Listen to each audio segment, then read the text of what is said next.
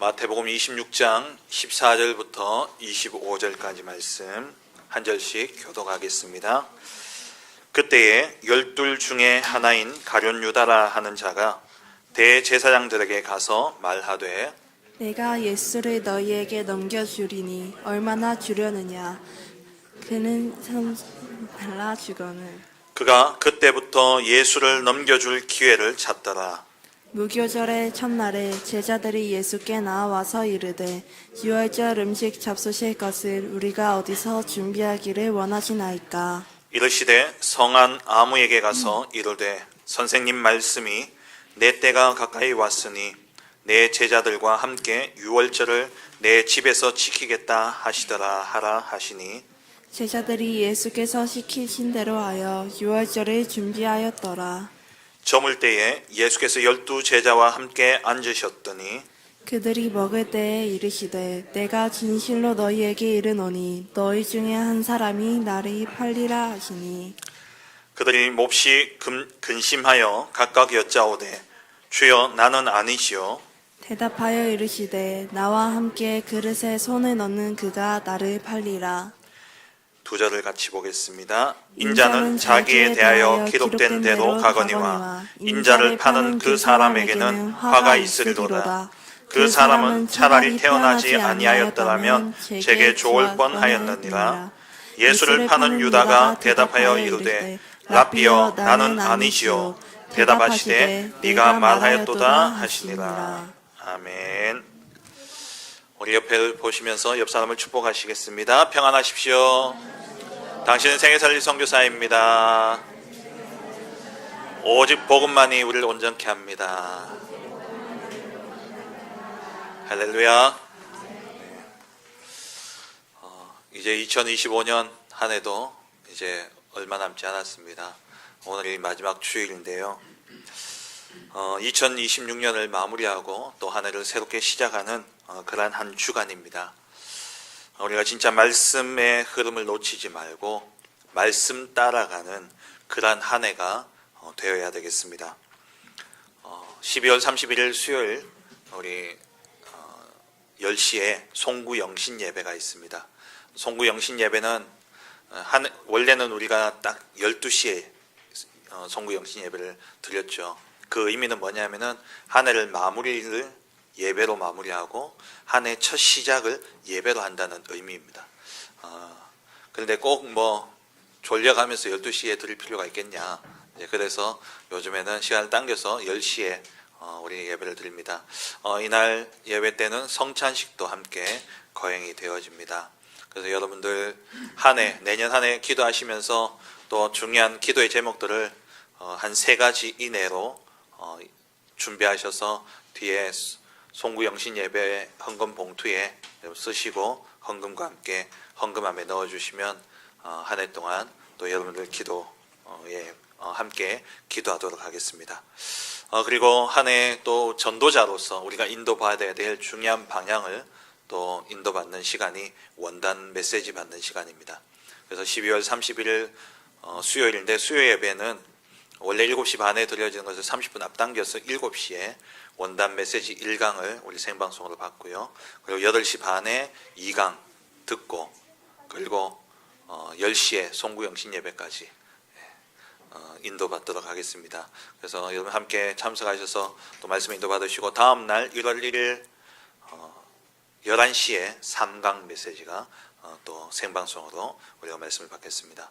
그래서 여러분 함께 모여서 또 중요한 말씀의 흐름을 인도받으시고 진짜 풍성한 새해입니다. 또 신년 특별 새벽 기도회가 1월 2일부터 1월 9일까지 진행이 되어집니다. 한 해 또 우리가 인도받아야 될 중요한 말씀들을 또 담임 목사님께서 또 풀어서 우리가 기도할 수 있도록 말씀을 전해주는 시간입니다. 1월 2일 금요일부터 시작해서요. 토요일에는 새벽 기도가 없습니다. 그리고 주일에는 여러분 각자 가정에서 인도를 받으시고 그 다음 주 월요일부터 금요일까지 특별 새벽 기도회가 이 자리에서 같이 진행이 되어지겠습니다. 그래서 여러분 한 해 시작과 끝을 진짜 말씀으로 정리하고 말씀으로 시작하는 그런 은혜가 있기를 주의 이름으로 축원합니다. 그리고 또 중요한 스케줄을 놓고 여러분 좀 기도해 주셔야 될 것은 오늘 예배 후에 정기 재직회로 모이는데 우리 재직회 때 2025년 결산과 26년 예산에 대한 소통이 있겠습니다. 그리고 저희가 공동의회를 할 수 있는 그게 아니니까. 예. 지회는 공동의회가 이루어질 수 없기 때문에 그래서 재직입니다. 청지기 주일 다음 주일입니다. 다음 주일에 한 해 하나님 앞에 드릴 헌금에 대한 작정이 이루어지는 시간입니다. 선교헌금, 건축헌금, 장학금 우리 몰아서 그날 다 이렇게 작정을 하겠습니다. 이날은 다 드리는 시간이 아니라 작정입니다. 매달 하나님 앞에 내가 어떻게 하나님 앞에 헌금을 드리겠다라는 작정의 시간이니까 여러분 기도하시면서 나름대로 교회와 또 전도 선교를 위해서 기도하시면서 헌금을 작정해 주시기 바라고요. 그리고 다음 주 오후 예배는 우리 렘넌트 졸업 예배로 드려집니다. 우리 아이들 제 졸업과 새로운 시작을 축복하기 위한 시간입니다. 그래서 여러분 함께 하셔서 우리 렘넌트를 축복해 주시기 바랍니다. 오늘 이 시간 우리 주신 본문을 가지고 어떻게 쓰임 받을 것인가 라는 제목으로 함께 말씀의 은혜를 나누기를 원합니다. 여러분 올 한 해를 생각할 때에 여러분 어떻게 사셨습니까? 참 잘 살았다라고 생각되어지십니까? 혹은 또 약간의 후회와 또 아쉬움이 남는 그러한 한 해입니까? 저는 후자인 것 같아요. 늘 그렇지만 늘 지나고 나면 아쉽고 후회되고 그렇죠. 올 한 해뿐만 아니라 우리의 인생 전체가 하나님 앞에 결산받을 때가 반드시 옵니다. 그때에 우리는 하나님 앞에 어떻게 평가받겠습니까? 우리의 인생이 하나님 앞에 어떻게 쓰임받기를 여러분 원하십니까? 마태복음 25장의 달란트 비유에 보면 2달란트와 5달란트를 받은 종들에게는 잘하였도다 착하고 충성된 종아 칭찬받았죠. 네가 적은 일에 충성하였음에 내가 많은 것을 네게 맡기리라 말씀하셨습니다. 그런데 반면에 1달란트 받은 종에게는 게으른 종아라고 이야기하죠. 네가 악하고 게으른 종아 네가 밖에 쫓겨나가서 슬피 울며 이를 갈미 있을 것이다 그랬습니다. 우리의 인생이 진짜 잘하였도다 착하고 충성된 종아 하나님 앞에 그렇게 칭찬받는 생이 되어야 되지 않겠습니까? 그렇다면 우리의 인생은 무엇을 위해 살아가야 되겠습니까? 마태복음 6장 33절에 우리의 삶에 가장 우선해야 될 것을 말씀하시는데 너희는 먼저 그의 나라와 그의 의를 구하라. 그리하면 이 모든 것을 너희에게 더하여 주시리라 말씀하셨습니다. 우리의 삶에 가장 우선해야 될 것. 예수님이 얼마나 중요하면 부활하시고 승천하시기까지 40일 자기에게 주어진 시간이 딱 40일 있었는데 그 40일 동안 제자들을 감람산에 모아놓고 집중해서 하나님 나라의 일에 대해서 말씀하신 것이죠. 우리의 인생이 진짜 하나님의 나라를 세우는 그 일을 위해서 우리의 인생이 드려져야 되겠습니다. 그 인생이 참으로 복된 인생이죠. 그런데 이 하나님의 나라가 이 땅에 완성되어지기 위해서는 두 가지가 충족이 되어져야 됩니다. 첫 번째는 뭐냐? 마태복음 24장 14절 말씀처럼 이 천국 복음이 모든 민족에게 정언되기 위해서 온 세상에 전파되어야 됩니다. 다시 말해서 세계 복음화가 되어지는 날 이 땅에 하나님의 나라가 완성되어지는 것이죠. 복음화의 역사, 구원의 역사가 충족되어져야지만 이 땅에 하나님의 나라가 완성되어집니다. 그리고 또 하나의 조건이 충족되어져야 돼요. 그 하나의 조건은 뭐냐? 우리가 생각하기에 조금 당혹스러울 수도 있는데 그 하나의 조건이 뭐냐? 이 땅에 죄가 가득 찰 때에 하나님의 심판이 이루어지는 겁니다. 공의의 하나님이 이 땅을 심판하실 그 명분이 성립되어졌을 때에 이 땅에 죄악이 가득 찼을 때에 그때에 하나님의 심판이 이루어지고 이 땅에 하나님의 나라가 완성되어지는 것입니다. 죄악의 역사가 먼저 전제되어야지만 구원의 역사가 필요한 겁니다. 죄가 없는데 구원이 필요하지 않죠. 그래서 이 땅에 죄악이 가득 찼을 때에 그때에 참된 구원의 역사가 일어나게 되어지는데, 하나님의 나라는 선한 복음의 역사만으로 이루어지는 것이 아니라 반드시 죄와 악의 역사를 통해서도 이루어진다라는 사실입니다. 성경에 보면은요, 노아 홍수의 심판이 있었죠. 노아가 방주를 완성한 때에 홍수가 내리기 시작했습니다. 그런데 그 심판에 대한 그 시작은 언제였습니까? 죄악이 가득 찼을 때였어요. 창세기 6장 13절에 보면은 하나님이 노아에게 이르시되 모든 혈육 있는 자의 포악함이 땅에 가득함으로 그 끝날이 내 앞에 이르렀으니 내가 그들을 땅과 함께 멸하리라 그랬습니다. 그러니까 모든 혈육 있는 자의 포악함이 땅에 가득할 때에, 그때의 끝이 선포되어졌고 홍수 심판이 이르게 되어졌죠. 가나안 땅도 마찬가지입니다. 가나안 땅 전복도 언제 이루어졌냐? 하나님이 아브라함에게 가나안 땅을 일찍 주셨어요. 창세기 12장에 내가 네게 지시할 땅으로 가라 말씀하셨고, 그 땅을 네가 밟는 모든 땅을 내가 네게 주었다라고 말씀하셨죠. 그러니까 아브라함에게 모든 이 가나안 땅을 주셨다라고 하셨지만 그 땅을 진짜 주어진 때는 언제였냐? 가나안의 포악함이 가득 찼을 때에. 창세기 15장 16절에 보시면 네 자손은 4대 만에 이 땅으로 돌아오리니, 하나님이 아브라함에게 하신 약속이죠. 네가 이방에서 객이 될 것이다 약속하셨어요. 그 약속하시고 4대 만에 돌아올 것인데, 언제 돌아오느냐? 그 시간표는 아모리 족속의 죄악이 가득 찰 때에. 그러니까 왜 이때 못 돌아오냐 하니까 죄악이 아직 가득 차지 않았기 때문에 4대 동안은 돌아오지 못했다라는 겁니다. 출애굽의 400년의 역사가 언제 끝났냐? 노예되어진 역사가 언제 끝났냐? 이 아모리 족속, 가나안 족속의 죄악이 가득 찼을 그때에 이 가나안 땅을 심판할 명분이 성립되고, 그래서 하나님이 이 이스라엘 백성들을 출애굽하게 하셔서 이 백성들로 가나안 땅을 정복해 하신 것이죠. 하나님의 나라는 언제 임합니까? 세상의 죄악 가운데서 하나님께서 그 죄악 가운데서 깨닫고 돌아오도록 기회를 주십니다. 그럼에도 불구하고 이들이 깨닫지 않고 그 죄악이 세상에 가득 차게 될 때에, 그때에 하나님이 심판하시는 거예요. 그리고 그 심판 이후에 하나님의 나라는 완성되어지는 것이죠. 그렇다면 우리가 하나님의 나라의 일에 쓰임 받는다 치면 복음의 영역에 쓰임 받는 자가 있고 또 죄악의 영역에 쓰임 받을 자가 있다라는 겁니다. 우리는 과연 어디에 쓰임 받아야 되겠습니까? 나는 과연 어느 편에서 쓰임 받아야 되겠습니까? 안타깝게도 오늘 본문에는 가장 축복된 자리인 예수님의 12제자 중에 한 사람으로 부름받았지만 가장 악한 일에 쓰임받았던 한 사람이 나오죠. 그 사람이 바로 가룟 유다입니다. 영화를 보면 선악의 대결 구도로 만들어진 영화들이 거의 주를 이루지 않습니까? 그런 영화는 이 악역을 맡은 사람이요, 철저하게 진짜 악한 사람이 되어야 돼요.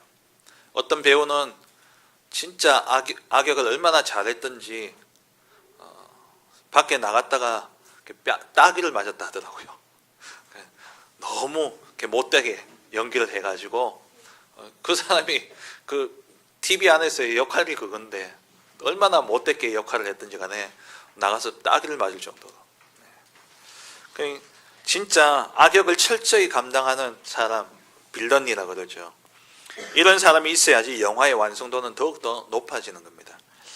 그래서 때로는요, 선한 역할을 감당했던 주인공보다도 악역을 감당했던 주인공이 오히려 주연상을 타는 그런 일도 있습니다. 오늘 예수 그리스도의 십자가의 사건, 이 영화에서 가장 큰 빌런은 누굽니까? 바로 가룟 유다예요. 3년 동안 예수님을 따라다니면서 예수님의 가르침에 고개를 끄덕이고 예수님의 그 말씀에 호응하며 예수님의 가르침을 받아들고 예수님이 시키는 대로 행하는 그런 모습들이 쭉 비춰지다가 마지막에 빌런이 딱 나타나는데 누구냐? 가룟 유다가 딱 나타나는 거죠. 이 가룟 유다가 그 역할을 맡게 되어진 겁니다. 이 역할을 빼고는 십자가의 사건이 완성되어질 수 없기에 누군가는 이 역할을 맡아야 되는데 그 역할을 굳이 가룟 유다가 맡게 되어졌다는 거예요. 마리아가 예수님의 머리에 향유를 붓습니다.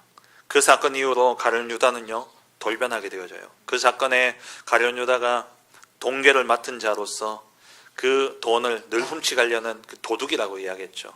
그런 심보를 가지고 있는 이 가룟 유다가 저 여인에게 왜 그 많은, 그러니까 한 사람의 1년 연봉 되는 가치라 그랬잖아요. 3, 4천만 원이 되는 그 가치의 기름을 한 번에 머리에 붓고 끝나버리니까 이 가룟 유다가 그거 팔아서 가난한 사람들에게 주지 왜 그렇게 했냐. 그러면서 그 사건 때문에 이 가룟 유다가 마음이 완전히 변심하게 되어집니다. 예수님에 대한 실망도 있었고, 그리고 또 더 이상 희망이 없음을, 가망이 없음을 자기가 생각되어졌던 것이죠. 그래서 그 이후로 이 사람이 바로 누구에게 달려갑니까? 대제사장에게 달려가서 오늘 본문에 예수님을 내가 너희에게 넘겨줄 테니까 얼마 줄 테냐? 은 30을 준다 그래요. 이 은 30이 큰 돈이냐? 아니에요. 그렇게 큰 돈이 아닙니다. 그 당시에 노예 한 사람을 살 정도의 돈이에요. 그러니까 예수님을 노예처럼 생각하고 노예를 파는 그 헐값에 예수님을 판 거예요. 그리고 그 이후로 이 가룟 유다는 예수님을 넘겨줄 기회를 호시탐탐 노리고 있었던 것이죠. 그러던 가운데 이제 무교절의 첫날, 무교절은 일주일 동안 지키는 절기입니다. 그 무교절의 첫날이 언제냐? 6월절이에요. 6월절과 무교절이 따로 있는 것이 아니라 무교절은 일주일을 지키는데 그 일주일 가운데 첫째 날이 6월절입니다. 그러니까 이스라엘이 6월절 어린 양의 피를 바름으로써 애굽에서 나온 그때부터 일주일 동안 이 무교절을 기념해서 지키는 거죠. 그래서 이 6월절이 다가와서 6월절을 이제 제자들과 예수님이 함께 지키기 위해서 장소를 이제 찾아야 되는 겁니다. 그래서 제자들이 묻죠. 6월절 음식 잡수실 것을 우리가 어디서 준비할까요? 라고 묻습니다. 그게 이제 예수님께서 대답하시죠. 성한 아무에게 가서 이르되, 이 아무에게는 불특정 다수를 이야기하는 것이 아니라 예수님께서 정해 놓으신 겁니다. 그 사람, 이미 이야기되어진 거죠.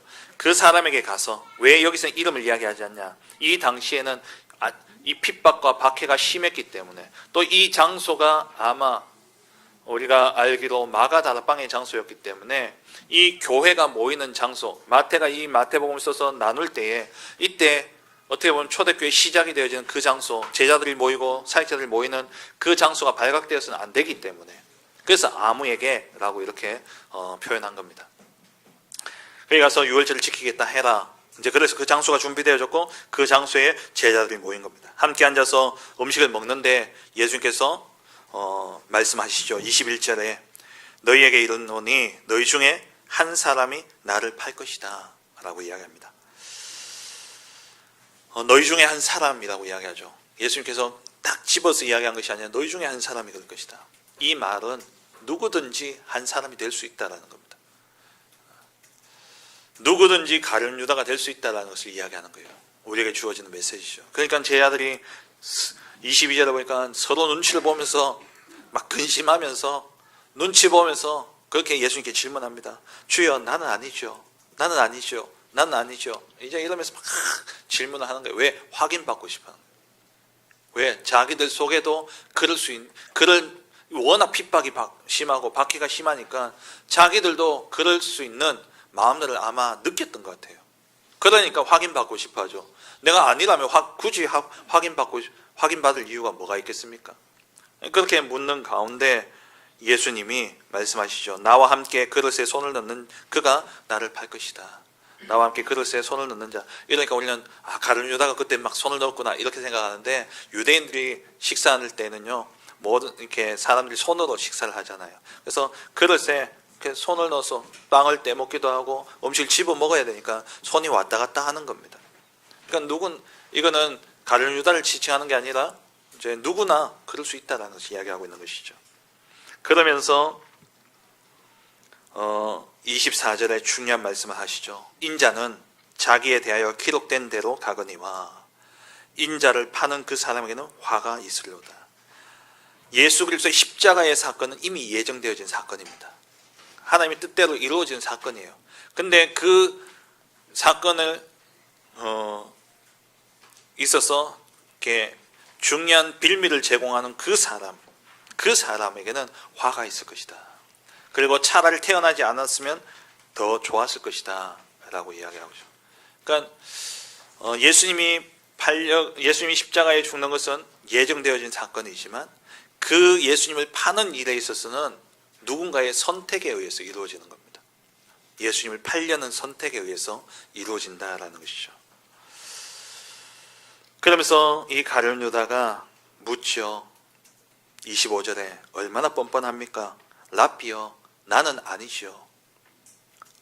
팔려는 마음을 가졌던 게 아니라 이미 팔려고 가서 돈까지 다 받아놓고 왔어요. 와서 하는 이야기예요. 진짜 세상은요 이렇습니다. 사람들이 돌아서면요 진짜 인정사정을 안 봐요. 지금 우리 일어난 사건들도 우리가 보면 그렇지 않습니까? 돌아서면요 언제 그랬냐는 듯이 얼굴에 철면피를 탁 깔고요. 진짜 그렇습니다. 그러면서 랍비여 그래요. 지금까지 메시아로 믿고 따라와 놓고는 이제는 아니다라는 겁니다. 랍비라는 거예요. 선생이라는 거예요. 지금까지 당신의 가르침은 나에게 아무 영향을 주지 않았다. 이런 의미입니다. 그럴 정도로 완전히 싹 변한 거예요. 왜 이렇게 가룟 유다가 이렇게 되어졌을까? 오늘 우리가 살펴보면서 저와 여러분들은 이 가룟 유다와 같은 그 길을 가지 않길 주의 이름으로 축원합니다.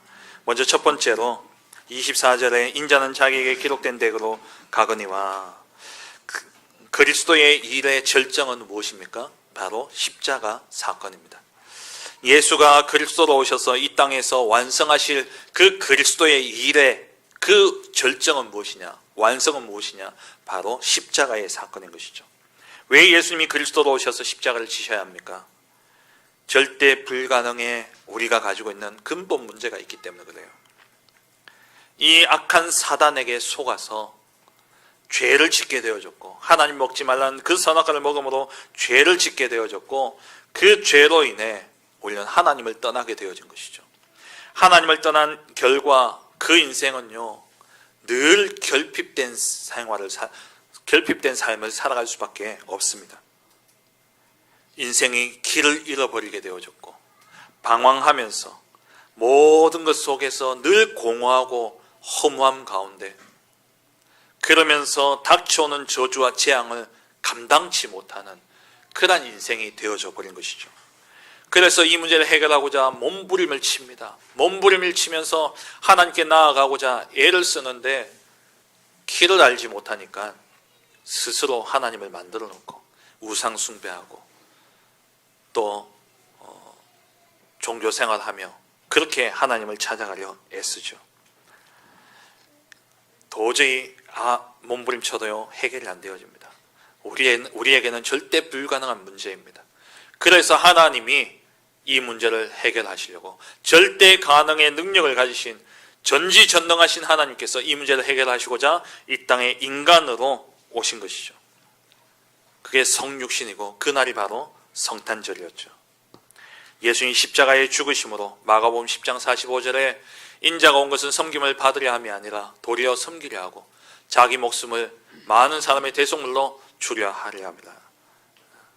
예수님이 자기의 목숨을 들여서 우리의 모든 죄를 대속하셨습니다.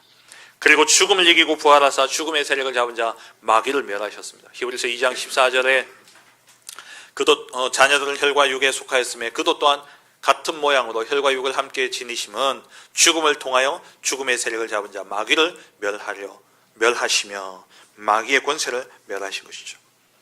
그리고 승천하사 지금 하늘 보좌 우편에 앉으셔서 우리의 중보자가 되시며 그 보좌에 계신 주님이 우리와 함께 하시기 위해서 우리에게 또 다른 보혜사 성령을 우리에게 보내어 주셨습니다. 그 성령으로 우리가 함께 하시고 우리의 모든 삶을 인도하고 계시죠. 이 모든 것이 이루어진 사건이 무엇입니까? 십자가 사건이죠. 십자가로 완성되어질 하나님의 사랑과 하나님의 구원에 있어서 반드시 예수님이 십자가에 못 박히시도록 하는 그 악역이 필요한 겁니다. 그 역할이 꼭 필요해요. 그 역할을 유대인들이 했고 그 결정적인 역할을 한 사람이 누구냐? 바로 가룟 유다였다라는 것이죠.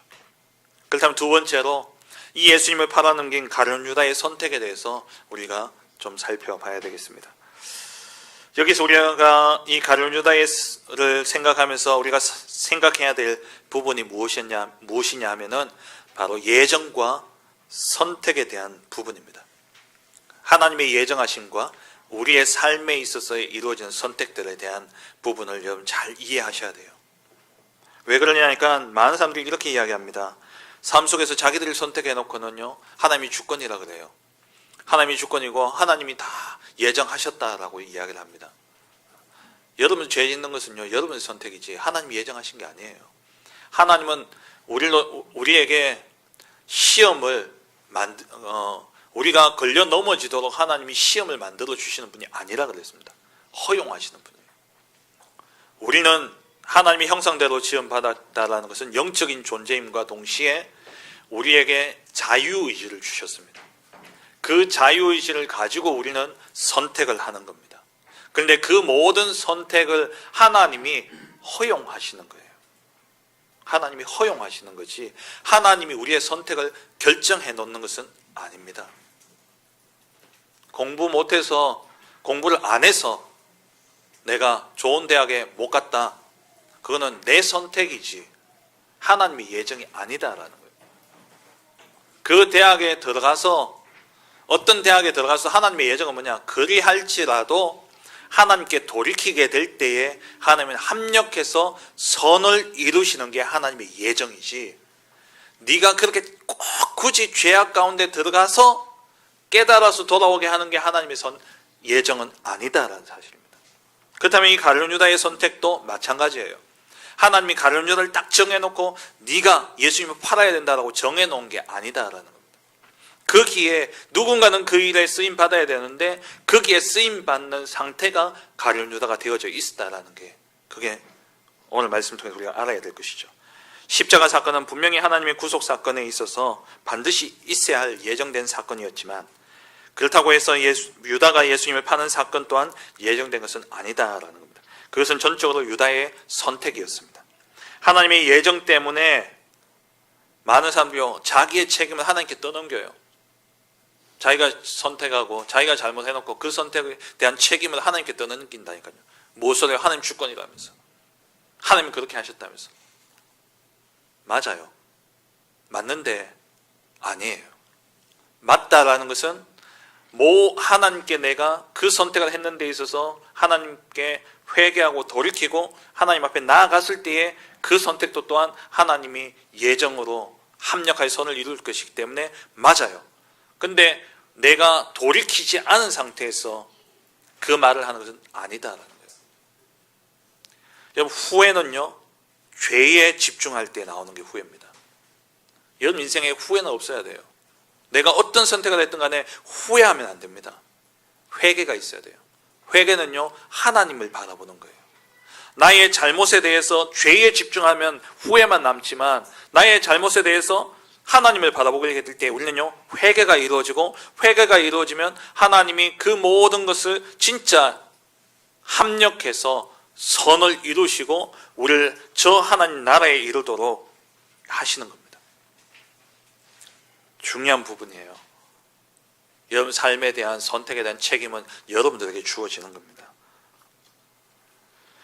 예수님을 십자가에 못 박으라고 외쳤던 유대인들, 마태복음 27장 25절에 백성이 다 대답하여 이르되 그 피를 우리와 우리 자손에게 돌릴지어다. 이 선택은 누가 한 겁니까? 예수님이 유대인들에게 그렇게 하도록 정해놓은 게 아니라니까요. 이들이 선택한 거예요. 기회는 있었잖아요. 빌라도가 물었잖아요. 몇 번이나 물었잖아요. 예수를 낳아줄까? 예수를 낳아줄게. 예수 안 된다는 거예요. 저 악한 강도 바라바를 내놔라. 그러면서요, 흉악한 강도인 바라바를 내놔라고 이야기하면서 예수님을 죽이라고 외친 겁니다. 예수님의 십자가의 사건은 예정이었지만 유대인들이 그 십자가를 예수님을 못 박도록 하나님이 예정하신 것은 아니다라는 거예요. 선악과를 만드시고 구원의 계획과 복음을 하나님이 이미 준비해 놓으셨습니다. 선악과를 만드실 때. 근데 하나님이 아담과 하와에게 선악과를 먹도록 예정해 놓으신 것은 아니었어요. 맞죠? 꼭 기억하셔야 됩니다. 우리는요, 많은 부분 이렇게 해서 책임을 하나님께 떠넘겨요. 그러면요, 회개가 없는 겁니다. 그건 회개가 없는 거예요. 회개가 없으면 그것은요, 합력하여 선을 이루어지지 않습니다. 정말 우리가 하나님께 집중하고 하나님 앞에서 하나님을 바라보게 될 때에 우리의 선택에 대한 거기에 대한 책임을 우리가 놓고 하나님께 돌이키게 될 때에 그 모든 것은 합력하여 선을 이루는 하나님의 중요한 축복의 도구가 되어지는 것이죠. 예정의 범위는 어디까지냐 그러면 하나님이 예정하신다 그러는데 예정의 범위는 어디까지냐?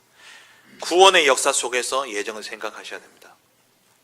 먼저는 성육신과 십자가 사건은 하나님의 철저한 예정하심입니다. 사도행전 2장 23절에 나오죠. 그가 하나님께서 정하신 뜻과 미리 아신 대로 내준 바 되었거늘 너희가 법 없는 자들의 손을 빌려 못 박아 죽였으나, 그러니까 하나님이 정하신 뜻과 미리 아신 대로 준비되어진 거예요. 십자가 사건과 성육신은 하나님의 예정하심입니다. 그리고 우리를 향한 구원의 계획도 하나님이 예정이에요. 에베소서 1장 4절 5절에 곧 창세 전에 그리스도 안에서 우리를 택하사 우리로 사랑 안에서 그 앞에 거룩하고 흠이 없게 하시려고 그 기쁘신 뜻대로 우리를 예정하사 예수 그리스도로 말미암아 자기의 아들들이 되게 하셨으니, 우리가 하나님의 자녀가 되는 것도 하나님의 예정하심입니다. 그리고 하나님의 나라가 완성되어지는 것도 하나님의 예정 속에 있습니다. 그런데 그 여정 속에서의 선택은, 이건 구원에 대한 선택을 이야기하는 게 아닙니다. 내가 예수를 믿고 안 믿고의 선택을 이야기하는 것이 아니라 내 삶에 이루어지는 하나하나의 모든 선택들은 내가 하는 거예요. 거기에 대한 책임은 내게 있는 겁니다. 그래서 우리가 어떤 믿음을 가지고 선택을 하느냐, 그게 중요하다는 것이죠. 그러니까 하나님은 우리의 선택을 미리 아시지만 그 선택을 정해두고 강요하지는 않으십니다. 선악과를 먹을 것이다라는 것을 아시지만 선악과를 먹도록 만들지는 않으셨다라는 거예요. 안 먹을 수도 있는 겁니다. 근데 먹을 수도 있다는 것은, 그래서 예정론이라고 이야기하는 거예요. 하나님이 미리 아시고 미리 정하셨다라는 거예요. 하나님의 예정은, 중요한 말입니다, 인간의 자유의지를 제거하지 않습니다. 하나님이 예정하시면 인간의 자유를 제거하지 않아요. 반면에 인간의 자유가 또 하나님의 주권을 무너뜨리지도 못합니다. 내가 이런저런 선택을 했다고 해도 그게 하나님의 언약의 성취를 막을 수는 없다라는 거예요. 그렇다면 내가 실수할 수 있습니다. 내가 잘못된 선택을 할 수 있습니다. 그렇더라도 우리는요, 죄에 집중해서 후회하고 끝나는 인생이 되어서는 안 되는 거예요. 하나님을 바라보고 하나님의 사랑과 하나님의 계획을 보고 우리가 돌이킬 때에 그 모든 것은 합력하여 선을 이루는 겁니다. 그렇다면 가룟 유다는 후회를 했습니까? 회개를 했습니까? 가룟 유다는 후회한 거예요. 후회하고 자기 스스로 뛰어내려서 죽은 거죠. 베드로는요, 똑같이, 어떻게 보면 베드로도 악하지 않습니까? 예수님 부인하고 예수님 모른다고 예수님 저주하고 욕했는데, 근데 이 베드로는요, 회개하는 인생이었어요. 주님께 돌아왔고 주님 앞에 섰는 것이죠. 여러분, 선택을 두려워할 이유는 없습니다. 여러분 어떤 선택을 하든 그거는, 물론 우리가 성령 인도받고 하나님 앞에서 하나님 뜻대로 잘 선택하고 잘 인도받으면 감사하죠. 그러면 어찌 보면 평탄한 인생이 되어질 수 있습니다. 근데 때로는 내 욕심과 내 어떤 마음의 그런 탐욕 때문에 내가 선택할 수도 있어요. 그것 때문에 그 때문에 내가 어려워질 수도 있고 힘들어질 수도 있습니다. 그래도 괜찮아요. 그 선택을 여러분 두려워하지 마세요. 우리가 그 순간에 하나님께로 돌이키면 그 모든 것을 하나님이 어떻게 했냐, 합력하여 선을 이루시는 겁니다. 아브라함이 갈대아 우르를 떠나서 가나안 땅에 갔죠. 가나안 땅에 들어서 하나님 분명히 뭐라고 했냐, 젖과 꿀이 흐르는 땅, 그 땅에 내가 너를, 그래서 아브라함이 그 땅에 갔는데 가보니까 못 살 땅인 거예요. 왜? 기근이 들어가지고 먹을 게 없어요. 그때 아브라함이 어떻게 합니까? 애굽으로 내려가는 거예요. 그 선택은 누가 한 겁니까? 아브라함이 한 거예요. 아브라함이 한 거죠. 그 선택에 대한 책임이 뭡니까? 아내를 바로에게 빼앗겨 버린 겁니다. 근데 아브라함이 어떻게 합니까? 하나님께 돌이키죠.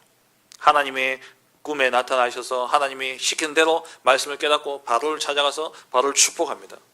그러니까 하나님이 어떻게 했냐? 합력해서 선을 이루는데 아브라함이 거부가 되게 만들어 버렸어요. 바로가 그 양떼들과 이 많은 재물들을 주게 돼. 그래서 아브라함이 거부가 되어서 애굽에서 돌아오게 되어진다니까요. 우리가 선택을 잘못할 수 있습니다. 그런데 중요한 것은 그냥 하나님께 돌이키는 거예요. 그렇다면 우리의 선택은 어디서 나오는 겁니까? 우리의 이러한 선택은요, 우리의 각인과 뿌리와 체질되어진 거기에서 나오는 겁니다. 내게 각인된 데서 나의 선택이 나와요. 내게 무엇이 각인되어져 있나? 우리는요, 전적 부패한 존재입니다. 전적 타락한 존재예요. 그렇기 때문에 창세기 3장으로 사건으로부터 우리는 완전히 타락했고 완전히 부패했기 때문에 그래서 모든 사람의 생각은요, 악할 뿐이라 그랬습니다. 창세기 3장으로부터 오래된 각인과 뿌리와 체질, 이걸 바꾸지 않으면 우리는 늘 어떤 선택을 하냐? 하나님의 반대의 선택을 하게 되어지는 거예요. 이 유다는요, 그 배경에서 결국 선택을 한 겁니다. 유다는 예수님과 3년을 따라다녔지만 그의 오래된 각인과 뿌리와 체질은요, 바뀌지 않았어요. 그래서 요한복음 12장 6절에 보면은 이 가룟 유다가 마리아가 예수님의 머리에 향유를 붓는 그 사건을 두고 이 가룟 유다를 요한이 뭐라고 기록했냐니까, 이렇게 말하면 가난한 사람들을 생각한 것이 아니고 그는 도둑이라, 돈 괴를 맞고 거기 넣는 것을 훔쳐갑니다. 맨날 이 탐욕에 싹 사로잡혀 있던 이 유다, 안 바뀌는 거예요. 3년을 따라다니는 유다요, 안 바뀌었어요. 이 가룟 유다의 이 탐욕, 이것이요 가득 차 있으니까 그거를 누가 이용하냐? 마귀가 이용하는 겁니다. 그 각인되어져 있는, 각인 뿌리 체질되어져 있는 그것을요, 그 틈을 비집고 들어가서 마귀가 그것을 붙잡고 이 유다를 이용한 겁니다. 어떤 사람은 그래요. 아니, 누가복음 22장 3절에 보면 열둘 중에 하나인 가룟인이라 부르는 유다에게 사단이 들어가니, 또 요한복음 13장 2절에 보면요, 마귀가 벌써 시몬의 아들 가룟 유다의 마음에 예수를 팔려는 생각을 넣었다라고 이야기하니까, 아니, 마귀가 시켜서 한 거니까 유다는 책임이 없지 않냐라고 이야기하죠. 아니, 아담과 하와는요, 마귀는요, 우리를 딱 붙잡고 조종하는 게 아닙니다. 마귀는 우리 끈을 매놓고 우리 요래조래 움직이는 게 아니에요. 마귀는 뭘 이용하냐? 마귀는 미혹하는 자고 우리를 유혹하는 자예요. 무엇으로 미혹하고 무엇을 유혹하냐? 내 안에 있는 이 마음과 생각. 그래서 지난 우리 금요 기도회 때 담임 목사님께서 우리의 거짓된 생각과 그 불신앙의 생각들, 마음들을 다 버리라 이야기하시죠. 바꾸라 이야기하시죠. 그리고 상처 버리라 이야기하고, 그리고 우리의 오래된 그 체질과 습관들을 거기에서 떠나라 이야기하셨어요. 여기서 떠나지 않으면요, 마귀의 밥이 되어지는 거예요. 마귀는 그 생각을 가지고 이용한 겁니다. 이 가룟 유다의 그 탐욕적인 생각, 그 생각을 마귀가 딱 잡고 어떻게 했냐? 예수님을 팔게 만든 거예요. 마지막에 한몫 챙겨보겠다고. 그리고 예수님을 팔게 되어진 것이죠. 사울이 자기의 자리에 대한 위협을 느끼고 이 다윗이 너무 인기가 있으니까 그 다윗에 대한 시기와 질투를 악신이 그걸 가지고 이용했던 겁니다. 우리 안에 이 창세기 3장으로부터 오래된 각인된 뿌리, 각인되어진 것과 그 뿌리 체질되어진 것을 바꾸지 않으면 그게 사단이 틈타게 되어지고 사단이 그것을 이용해서 우리로 잘못된 선택을 하게 만들고, 그러면서 하나님의 뜻에 반하는 그런 일을 하게 만든다라는 거예요. 사실 유다가 돌이킬 수 있는 기회는요, 많이 있었습니다. 유다가 이 각인 뿌리 체질들이 바뀔 수 있는 기회는요, 얼마나 많았습니까? 예수님이 직접 부르셨어요. 예수님의 직접 부르심을 입은 자였고, 그 예수님의 3년의 공생의 가르침을 직접 받았던 인물이었어요. 마지막에는 예수님이요, 좀 제발 깨달으라고 찔리도록 오늘 본문에 이 가룟 유다에게 이야기하신 거예요. 이거는 예수님이 네가 나를 팔리라, 이 말은요, 가서 팔아라는 이야기가 아니라 돌이키라는 거예요. 돌이키라는 거예요.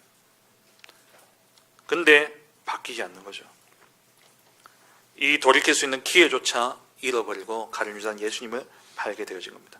오래된 각인과 뿌리와 체질로 인해서 그렇던 선택을 하게 되어졌고, 결국 그의 인생은 오늘 예수님 말씀하신 것처럼 태어나지 않았으면 더 좋았을 것 같은 그러한 인생이 되어져 버린 것이죠.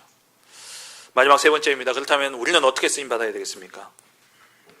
하나님 역사에 쓰임받는 사람은 복음화에 쓰임받는 사람과 또 죄와 악의 편에서 쓰임받는 사람이 있습니다. 어떻게든 쓰임받아요. 또 그걸 통해서 하나님의 일이 이루어집니다. 그렇다면 여러분 어떻게 쓰임받아야 되겠습니까? 가장 축복된 자리에 있으면서도 가장 저주받은 인생이 된 유다. 그게 유다만의 이야기가 아니다라는 거예요. 너희 중에 한 사람이 나를 팔리라 그랬습니다. 너희 중에 한 사람. 여러분 좋은 교회 다닌다고 모두가 좋은 성도입니까? 좋은 교회 다니는 사람들이 다 좋은 성도는 아니에요. 좋은 교회, 좋은 자리, 좋은 말씀을 듣는 것이 아니라 내게 얼마나 복음이 개인화되어지느냐, 그 복음으로 얼마나 나의 각인과 뿌리와 체질이 바뀌어지느냐, 이것이 중요한 겁니다. 지난번에 말씀드렸잖아요. 지난번에 제가 질문했잖아요. 우리가 죽어서 하나님 앞에 서면 하나님 뭐라고 질문하겠습니까? 너는 그래 어느 교단에 있다 왔냐? 합동이냐? 통합이냐? 기장이냐? 감리냐? 하나님 그거 물으시겠습니까? 아니면 너는 어느 교회 왔냐? 어느 교회 다니다 왔냐? 하나교회 다니다 왔냐? 충성교회 다니다 왔냐? 그거 물으시겠어요? 너는 어느 목사 밑에서 있었냐? 그거 물으시겠냐고요? 뭘 물으십니까? 네가 진짜 예수가 그리스도라는 사실을 믿냐? 너가 정말 하나님 자녀냐? 너의 인생 무엇을 위해 살다 왔냐? 이거 물으시겠죠. 여러분 오히려요 좋은 교회, 좋은 목회자 밑에서요 더 큰 낙심자와 더 큰 배교자가 나옵니다. 그 증거가 뭐냐? 예수님 12제자 가운데 가룟 유다가 나왔다니까요. 여러분들 자리, 여러분 오랫동안 생활해왔던, 오랫동안 섬겨왔던 그 직분, 그게 나를 지켜주는 게 아닙니다. 나를 복음하셔야 돼요. 복음 앞에 나를 세우셔야 돼요. 오래된 창세기 3장의 각인 뿌리 체질을 내가 바꾸지 않으면 그것을 마귀가 이용해가지고 원치 않게 나를 유다의 자리에 세운다니까요. 복음 막는 자리에 세우는 거예요. 여러분 각인 뿌리 체질을 바꿔야 됩니다. 진짜 복음이요 개인화되어져야 돼요. 그러기 위해서 날마다 말씀 묵상 속으로 들어가셔야 됩니다. 말씀을, 좋은 말씀 아무리 들어도요 그 말씀을 묵상으로 내 것으로 내가 붙잡지 않는 한 그 말씀으로 내 각인 뿌릴 체질은 안 바뀝니다. 잠깐의 생각은 바뀔지 모르지만 근본은 안 바뀌어요. 깊이 뿌리 내려야 되는 거 안 바뀐다니까요. 저희 아버지 산소에 가니까요 가시나무가, 아카시아가 이제 산소에 이렇게 내려져 자라고 있어요. 그래가지고 처음엔요 가지만 잘랐죠. 가지만 자르니까 없어집니까? 안 없어요. 뿌리를 뽑아야 돼요. 뿌리를 뽑아야 된다니까요. 정말 여러분들과 말씀을 내 것으로 오늘 받았던 이 말씀을 깊이 묵상하면서 또 성경의 말씀을 읽으면서 이 말씀이 나의 말씀으로 붙잡혀져야 돼요. 그리고 그 말씀 붙잡고 매일 매시 매사의 기도 속에 들어가야 내 체질이 바뀝니다. 뿌리가 바뀌어져요. 말씀 붙잡고 기도 속에 들어가야 됩니다. 그리고 여러분 이번 주 진짜 홀로 예배에 성공하시기 바랍니다. 나 홀로 내가 있는 현장에서 진짜 사도신경하고 찬송하고 그리고 기도하고 말씀을 듣든지 기록한 말씀을 보든지 그렇게 하면서 나 홀로 예배에 성공하세요. 아브라함이 단을 쌓고 난 다음에 각인이 바뀌어졌습니다. 뿌리가 바뀌어졌어요. 창세기 23장 18절에 아브라함이 단을 쌓고 난 다음부터 아브라함이 달라졌습니다. 각인 뿌리를 체질을 바꾸는 가장 좋은 방법 뭐냐? 내 있는 자리에서 나 홀로 하나님 앞에 서서 예배하는 그 시간. 그 시간을 되어질 때 하나님이 그때에 복음화에 복음이 개인화되어진 그런 분들에게 하나님은 반드시 전도와 선교의 문을 여실 것입니다. 하나님이 여러분들을 하나님 나라의 일을 위해 복음화의 그 사역을 위해 여러분을 사용하실 것입니다. 말씀 맺겠습니다. 하나님의 역사는 두 가지로 이루어진다고 그랬어요. 복음화의 역사와 죄악의 역사. 우리의 각인과 뿌리와 체질이 바뀌어지지 않으면 나도 모르는 사이에 나는 죄악의 역사의 자리에 쓰임받는 자로 서게 되어집니다.